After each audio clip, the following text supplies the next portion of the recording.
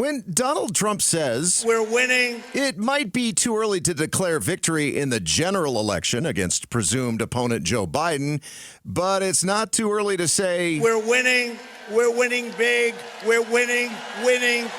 Nor is it an overstatement to say it that way when it comes to winning the GOP nomination, because Trump is in charge.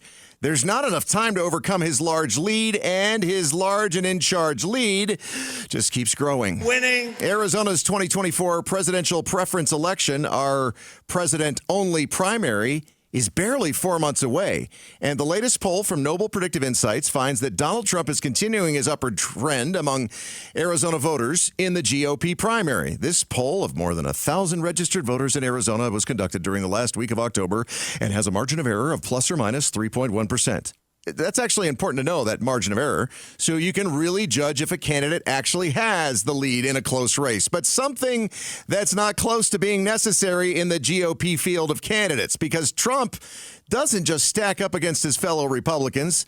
The chart that accompanies this poll looks like he has stacks and stacks and stacks of chips that are 3 times as high as any other Republican sitting at the blackjack table. And as the pick of 53% of Arizona voters, he's actually gained 3 points since the last Noble poll.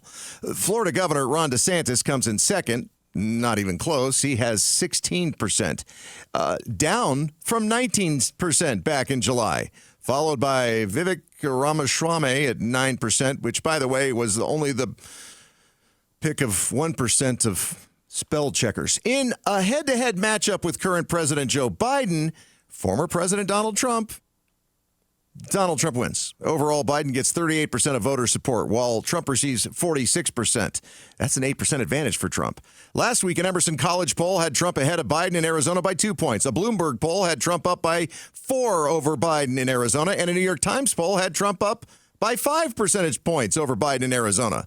So not nearly so much winning. And with almost a full year between now and the general election, there are a lot of things that could happen. Trump could lose in court. He could decide to pull out of the race.